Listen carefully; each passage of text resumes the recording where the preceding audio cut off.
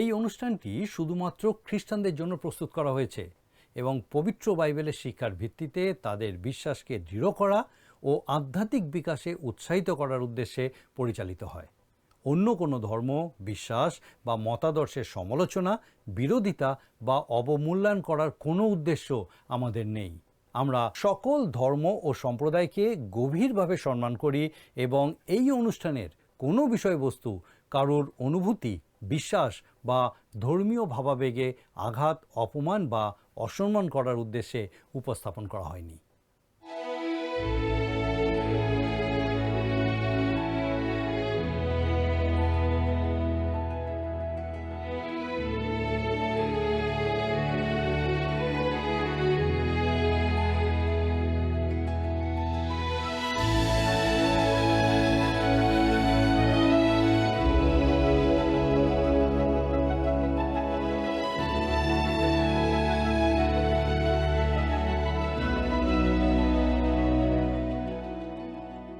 নমস্কার প্রিয় বন্ধু, জীবনবাণীর আরো একটি নতুন পর্বে আপনাকে স্বাগত জানাই। আশা করি ঈশ্বরের অনুগ্রহে আপনি ভালো আছেন। গত পর্বে আমরা দেখেছি খ্রিস্টীয় জীবনের জয় মানুষের নিজস্ব চেষ্টায় নয়, বরং ঈশ্বরের উপর নির্ভরতার মাধ্যমে আসে। আজকের পর্বে আমরা যাত্রা পুস্তক 19 অধ্যায় নিয়ে আলোচনা করব, যেখানে ইসরায়েলীয়রা সিয়ন পর্বতে পৌঁছাবে। সেখানে ঈশ্বর মোশেকে পর্বতের উপরে ডাকবেন এবং তার পবিত্রতা, শক্তি ও মহিমা প্রকাশের জন্য লোকদের প্রস্তুত করবেন। এই পর্বতের সামনে দাঁড়িয়ে ইসরায়েলীয়রা আরও গভীরভাবে জানতে পারবে ঈশ্বর কে এবং তার নিয়মের প্রজা হওয়া অর্থ কী। তাহলে আসুন আজকের অধ্যয়ন শুরু করা যাক।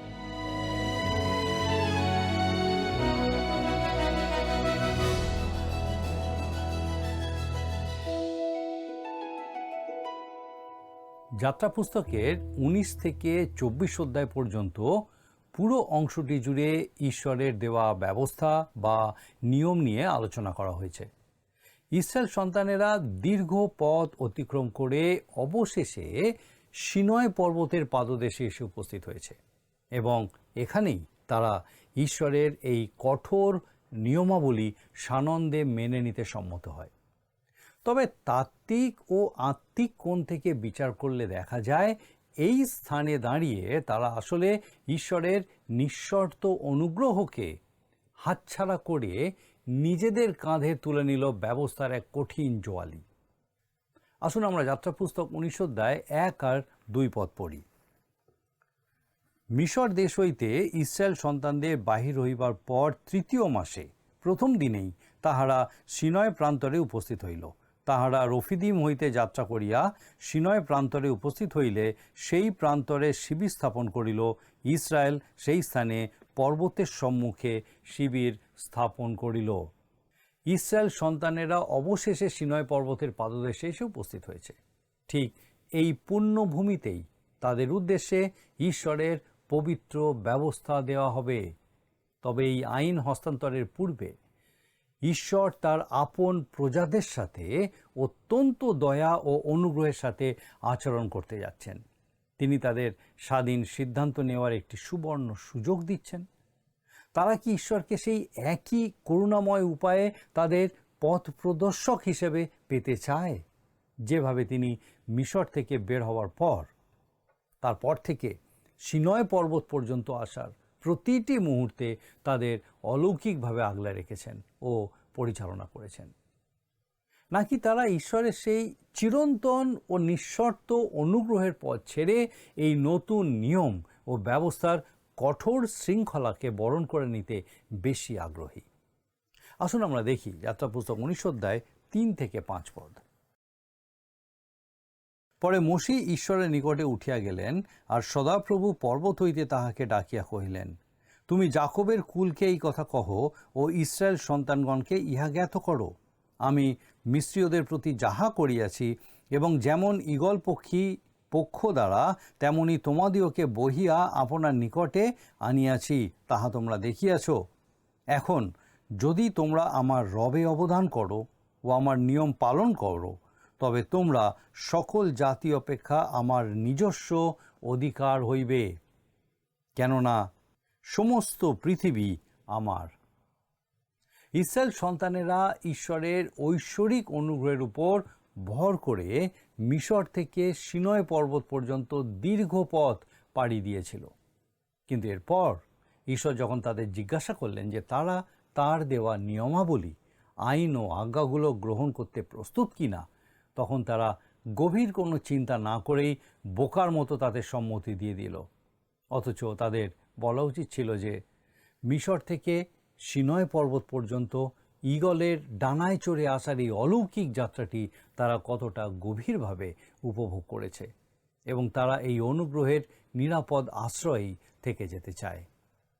ঈশ্বর তাদের স্পষ্টভাবে মনে করিয়ে দিয়েছিলেন যে তিনি মিশরীয়দের অহংকার কিভাবে চূর্ণ করেছিলেন এবং কিভাবে তিনি ইসরায়েল সন্তানদের ঈগলের ডানায় করে বয়ে এনেছেন। এখানে বাইবেলে উল্লেখিত ঈগল পাখি সম্পর্কে কিছু কথা বলা প্রাসঙ্গিক। ঈগল মূলত একটি শিকারী পাখি। ইয়োব তার 9 অধ্যায় 26 পদে বলা হয়েছে, সে সকল চলিয়া যায় যেমন দ্রুতগামী নৌকা চলে, যেমন ঈগল পক্ষী খাদ্যের উপরে আসিয়া পড়ে। স্বয়ং প্রভু যীশু খ্রিস্ট বলেছিলেন, যেখানে মরা থাকে সেইখানে শকুন জুটিবে, মতি তার 24 অধ্যায় 28 পদ। তবুও পরম পবিত্র শাস্ত্রে ঈগলকে ঈশ্বর এবং তার সার্বভৌম ক্ষমতার প্রতীক হিসাবে ব্যবহার করা হয়েছে। জি স্কেল ভাববাদী পুস্তকে ঈশ্বরত্বকে ঈগলের মুখাবয়ব দিয়ে প্রকাশ করা হয়েছে। আবার প্রকাশিত বাক্যের 4th অধ্যায়েও ঈশ্বরত্বকে একটি উড়ন্ত ঈগলের ডানার সাথে তুলনা করা হয়েছে। ঈগলের সুবিশাল ডানা এবং আকাশের চরম উচ্চতায় ডানা না ঝাপটে ভেসে থাকার অসামান্য ক্ষমতার জন্য তাকে সমীহ করা হয়। সহজ কথায় ঈগল হলো পক্ষীকুলের জেট বিমান।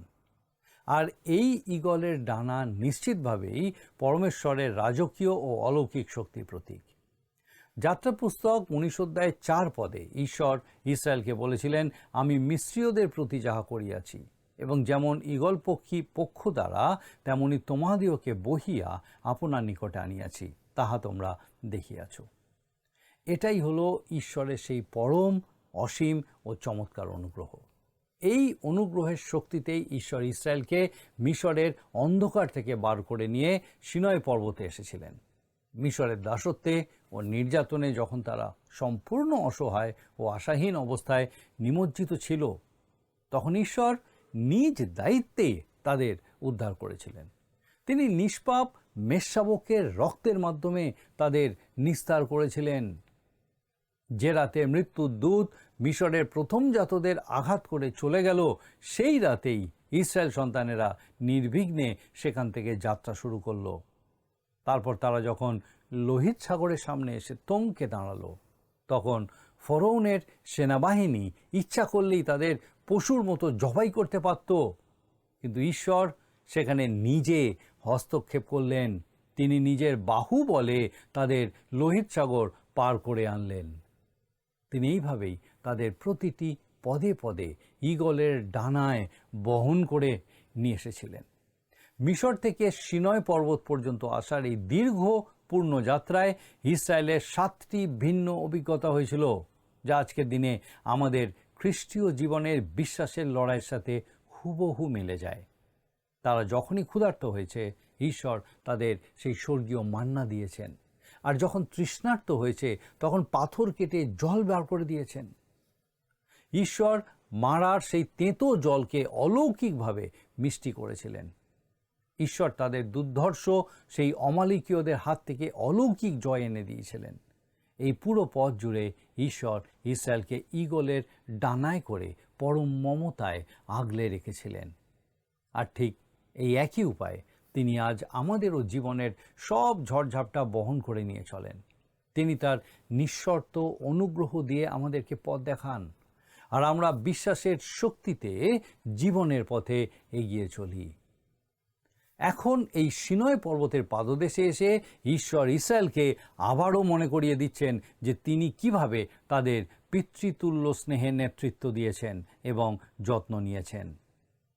এরপর তিনি তাদের সামনে একটি স্বাধীন সিদ্ধান্ত বা বেছে নেওয়ার সুযোগ দিলেন, অনুগ্রহ নাকি ব্যবস্থা। ঈশ্বর তাদের জিজ্ঞাসা করলেন, তিনি যদি তাদের কঠোর বিধিনিষেধ ও আজ্ঞাগুলো দেন তবে তারা তা নিখুঁতভাবে পালন করতে পারবে কি না। আর তারা ঈশ্বরের সেই মহান, সহজ ও মধুর অনুগ্রহকে হাতছাড়া করে আইনের কঠিন ও নির্মম শাসনকে মাথা পেতে নিল। আজকের দিনেও বহু বিশ্বাসী মানুষ ঠিক এই একই মস্ত ভুলটি করে বসেন। এটা অত্যন্ত দুর্ভাগ্যজনক, কারণ আমরা এমন এক অনুগ্রহের যুগে বাস করছি যেখানে ঈশ্বর মানুষকে তার নিখাদ ভালোবাসায় ও অনুগ্রহে পরিত্রাণ বা মুক্তি দান করেন। ঈশ্বর ব্যবস্থা বা মানুষের কর্ম দিয়ে কাউকে মুক্ত করেন না। আইন ও অনুগ্রহের মধ্যেকার পার্থক্য সত্যি আকাশ আর পাতালের মতো। আইন ও অনুগ্রহের এই চিরন্তন বৈপরীত্যকে যদি আমরা গভীর ও সুনির্দিষ্ট তত্ত্বে প্রকাশ করি তবে তা দাঁড়াবে ঠিক এই রকম। ব্যবস্থা সর্বদা দাবি করে আর অনুগ্রহ নিঃশর্তে দান করে। ব্যবস্থা বলে আগে করো আর অনুগ্রহ বলে কেবল বিশ্বাস করো। ব্যবস্থা কঠোরভাবে আদায় করে আর অনুগ্রহ উজাড় করে ভূষিত করে। ব্যবস্থা বলে পরিশ্রম ও খাটাখাটুনি করো আর অনুগ্রহ বলে শান্তিতে বিশ্রাম নাও। ব্যবস্থা অভিশাপের ভয় দেখায় আর অনুগ্রহ আশীর্বাদের মধুর আশ্বাস দিয়ে আহ্বান করে। ব্যবস্থা বলে করো তবেই তুমি বাঁচবে, আর অনুগ্রহ বলে তুমি বেঁচে উঠেছো তাই এখন করো। ব্যবস্থা জগতের শ্রেষ্ঠ ধার্মিক মানুষটাকেও দোষী সাব্যস্ত করে, আর অনুগ্রহ জগতের জঘন্যতম পাপী মানুষটাকেও পরম যত্নে উদ্ধার করে। মূলত এই ঐশ্বরিক আইন বা ব্যবস্থা ঈশ্বরের পবিত্র ও নিখুঁত চরিত্রকে যেমন মানুষের সামনে তুলে ধরে, ঠিক তেমনি মানুষের চরম ব্যর্থতা ও আত্মিক দুর্বলতাকেও উন্মোচিত করে। রোমীয়দের প্রতি পত্রের 3:19 সাধু পৌল এই ধ্রুব সত্যটি প্রকাশ করে বলছেন, আর আমরা জানি ব্যবস্থা যাহা কিছু বলে তাহা ব্যবস্থার অধীন লোকদিগকে বলে, যেন প্রত্যেক মুখ বদ্ধ এবং সমস্ত জগৎ ঈশ্বরের বিচারের অধীন হয়। আমাদের মনে রাখা প্রয়োজন, ঈশ্বর কখনোই এই বিধিবিধানকে মানুষের পরিত্রাণ বা মুক্তির উপায় হিসেবে দেননি। পৃথিবীর ইতিহাসে আজ পর্যন্ত একটি মানুষও ঈশ্বরের ব্যবস্থা নিখুঁতভাবে পালন করে উদ্ধার পাননি, এমন একটি একক উদাহরণও কেউ দেখাতে পারবেন না। স্বয়ং মসি, যিনি এই আজ্ঞা এনেছিলেন, তিনিও একজন নরহন্তা ছিলেন। পরবর্তী জীবনে তিনিও নিজের ক্রোধ নিয়ন্ত্রণ করতে না পেরে ঈশ্বরের অবাধ্য হয়েছিলেন। তাহলে স্বাভাবিকভাবেই প্রশ্ন জাগে, এই কঠিন আজ্ঞা কেন দেওয়া হয়েছিল? এর পিছনে একটা সুনির্দিষ্ট আত্মিক কারণ ছিল, যা গালাতীয় পত্রে 3:19 চমৎকারভাবে ব্যাখ্যা করা হয়েছে। তবে ব্যবস্থা কি? অপরাধের কারণ তাহা যোগ করা হইয়াছিল, যে পর্যন্ত না সেই বংশ আইসেন যাহার কাছে প্রতিজ্ঞা করা গিয়াছিল, আর তাহা দূতগণ দ্বারা একজন মধ্যস্থের হস্তে বিধিবদ্ধ হইল।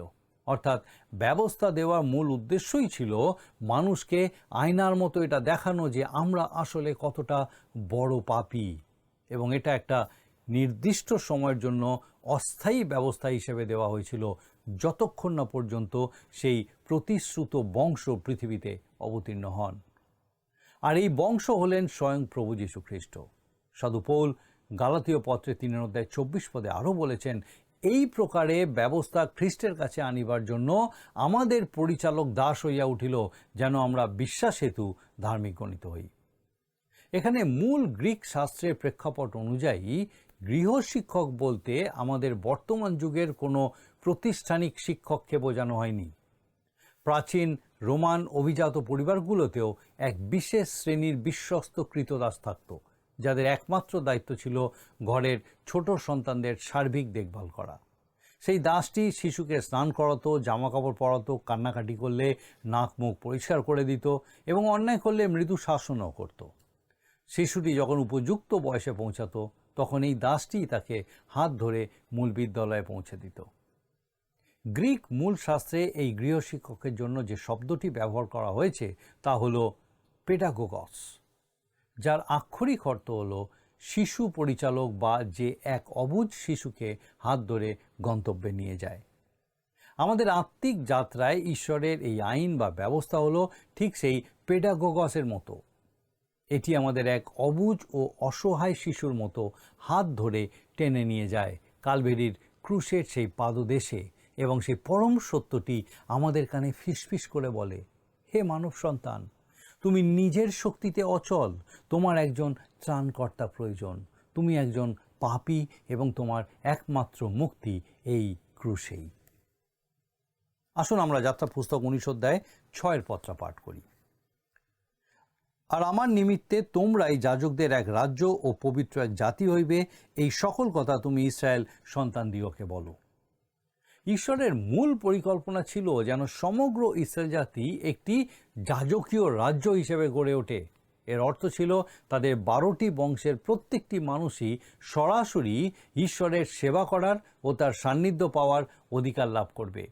কিন্তু কাদেশ বর্নেয়াতে এসে অবিশ্বাসবশত প্রতিশ্রুত কনান দেশে প্রবেশ করতে তাদের চরম ব্যর্থতা, এবং মোশি যখন সিনয় পর্বতের চূড়ায় ঈশ্বরের পবিত্র ব্যবস্থা গ্রহণ করছিলেন, তখন নিচে অবাধ্য ইসরায়েলীয়দের সেই সোনার বাছুর নির্মাণ করে উপাসনা করার মহাপাপের কারণে পরবর্তীতে মাত্র একটি নির্দিষ্ট বংশকে, লেবীয় বংশকে যাজকীয় দায়িত্বের জন্য পৃথক করা হয়।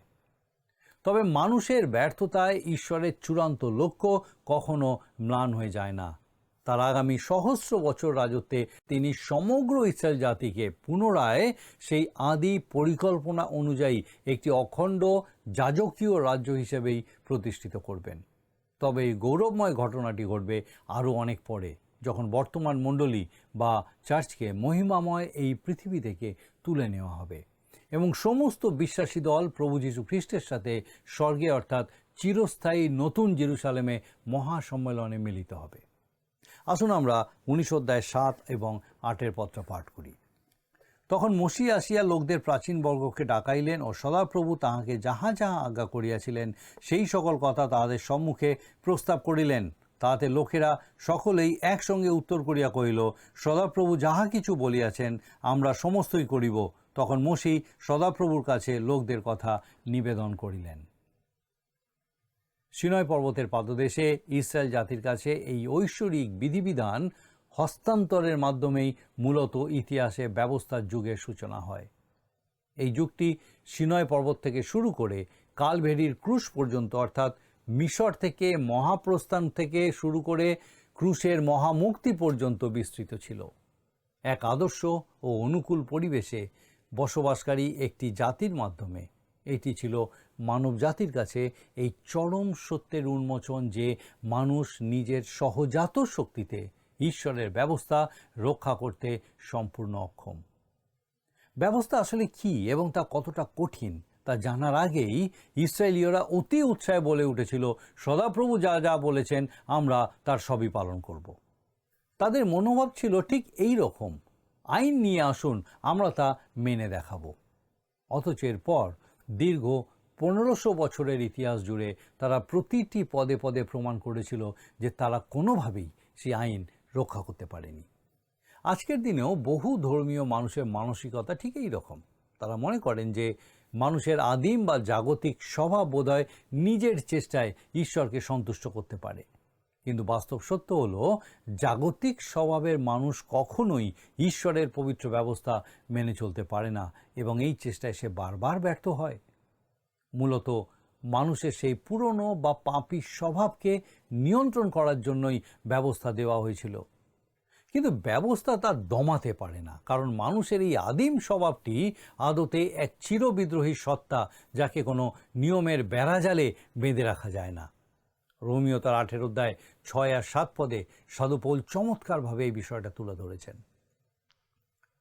কারণ মাংসের ভাব মৃত্যু, কিন্তু আত্মার ভাব জীবন ও শান্তি।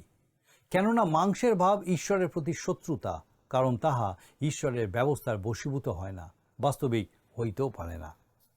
আপনার এবং আমাদের প্রত্যেকের ভেতরেই এই পুরনো পাপী স্বভাবটি রয়ে গেছে, যা ঈশ্বরের পবিত্রতার সাথে চিরশত্রুতায় লিপ্ত। এটা কখনোই ঈশ্বরের সম্পূর্ণ বাধ্য হতে পারে না এবং তাকে কোনোভাবেই সন্তুষ্ট করতে পারে না। আপনি কি নিজের ব্যক্তিগত জীবনে কখনো এই সত্যটি উপলব্ধি করতে পেরেছেন? আপনি কি কখনো মুখোমুখি হয়েছেন এই সত্যের যে ঈশ্বরের নিখুঁত ও পবিত্র মানদণ্ড স্পর্শ করার ক্ষেত্রে আপনি কতটা ব্যর্থ? তবে ঈশ্বরের অশেষ ধন্যবাদ হোক যে তিনি আমাদেরকে এই ব্যর্থতার হাত থেকে বাঁচানোর জন্য অনুগ্রহের এক ভিন্ন ও শাশ্বত ব্যবস্থা করে রেখেছেন। একজন মানুষের জন্য এর থেকে বড় ভণ্ডামি আর কিছুই হতে পারে না, যখন সে অহংকার করে বলে আমি ঈশ্বরের সব ব্যবস্থা নিখুঁতভাবে মেনে চলি। ঈশ্বরের সেই পরম পবিত্র মানদণ্ডে পৌঁছানোর ক্ষমতা কোনো মানুষের নেই।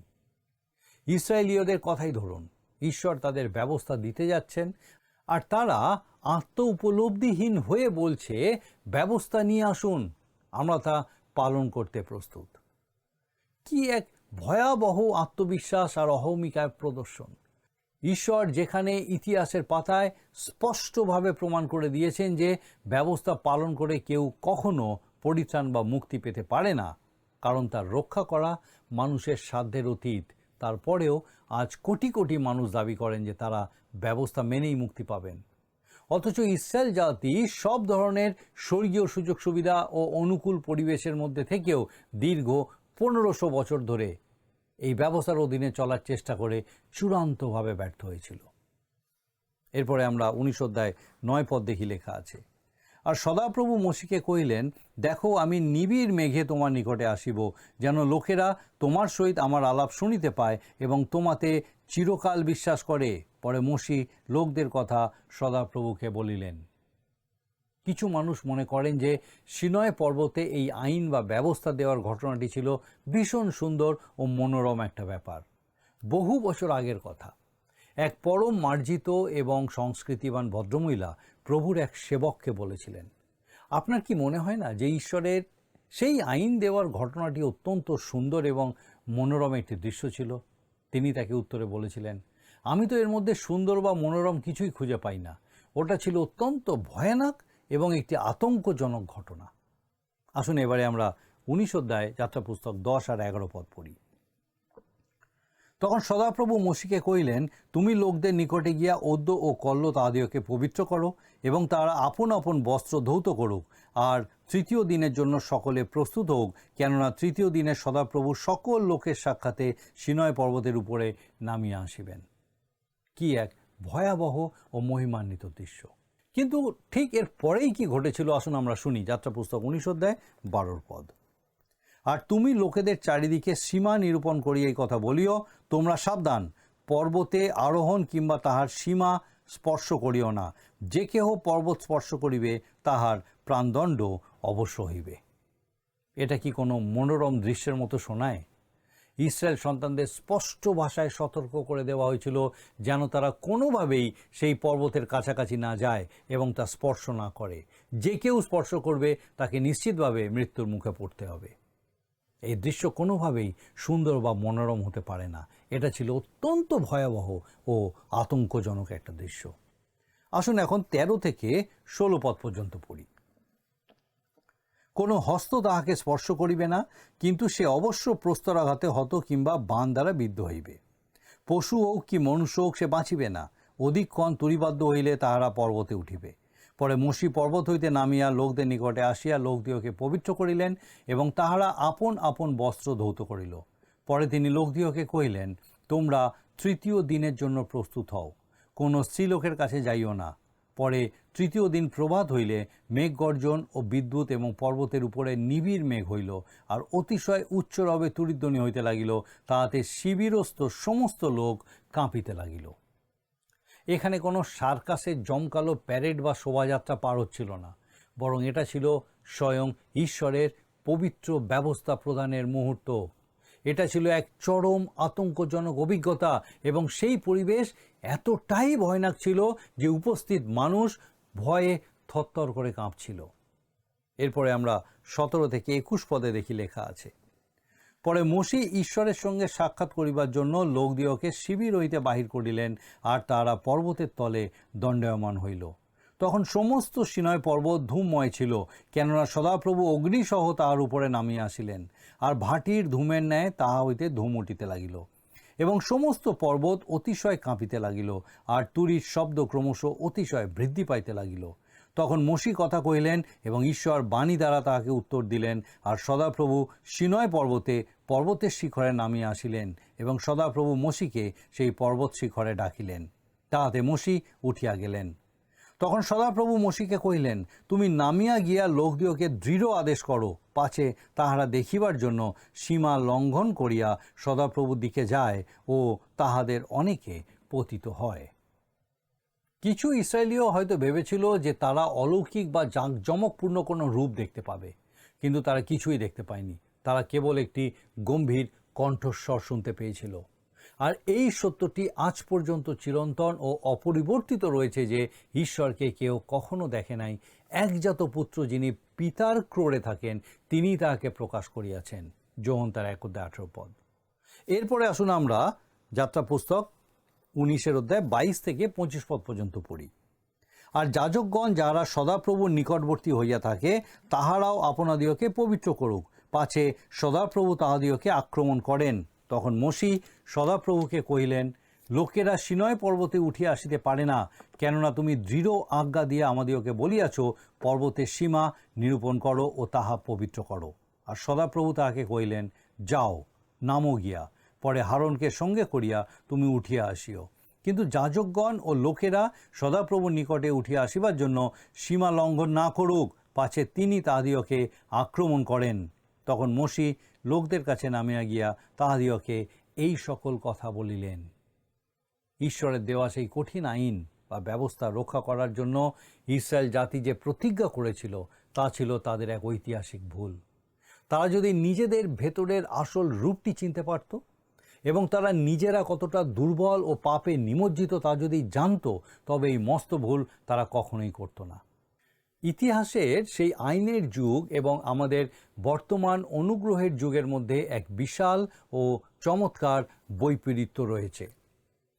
আমাদের আজকের অনুষ্ঠান আমরা এখানেই শেষ করব। আমার বিশ্বাস মহান ঈশ্বর বিশেষভাবে আপনার সঙ্গে কথা বলেছেন। আসুন এখন প্রার্থনায় যাব, আর আমি চাইব আপনিও যোগ দিন। প্রার্থনা করি।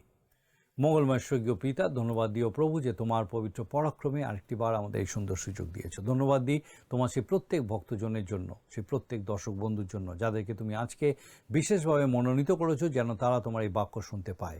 প্রার্থনা করি আমাদের সেই প্রত্যেককে পিতা তোমার পবিত্র আত্মার পরাক্রমে তুমি তোমাতে সুস্থির রাখো, তোমার অনুগ্রহ করুণায় পূর্ণ রাখো। বিশেষ করে প্রার্থনা করি তাদের প্রত্যেক পরিবারের লোকেদের জন্য, তাদের আত্মীয় পরিজন, তাদের বন্ধুবান্ধব, তাদের বিশেষ করে সন্তান সন্ততিদের জন্য তোমার পবিত্র আত্মার সুরক্ষায় প্রত্যেককে সুরক্ষিত রাখো, সুস্থ রাখো, তোমার অনুগ্রহে পূর্ণ রাখো। এবং বিশেষ করে প্রভু তোমাদের সমর্পিত থেকে তোমাদের উত্তর উত্তর বৃদ্ধি পাওয়ার মধ্যে দিয়ে তোমার গৌরব করতে সাহায্য করো। আমাদের সেই প্রত্যেক দর্শক বন্ধুকে তোমার পবিত্র পরাক্রমে সুস্থ রাখো এবং তোমার অনুগ্রহে পূর্ণ রাখো। তোমার যিশু নামে ভিক্ষা দয়া করে শ্রবণ ও গ্রহণ করো। আমেন।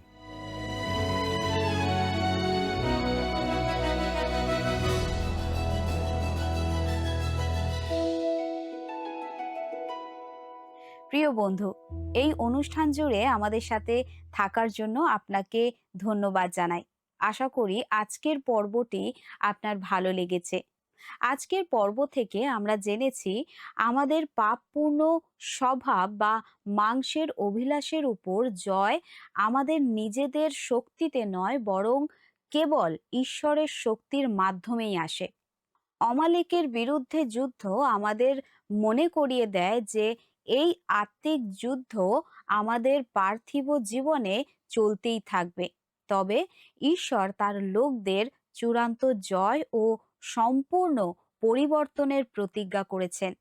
আগামী পর্বে আমরা যাত্রা পুস্তক 20 অধ্যায় নিয়ে আলোচনা করব, যেখানে ঈশ্বর তার 10টি আজ্ঞা দেবেন এবং তার লোকদের জন্য তার পবিত্র আদর্শ প্রকাশ করবেন।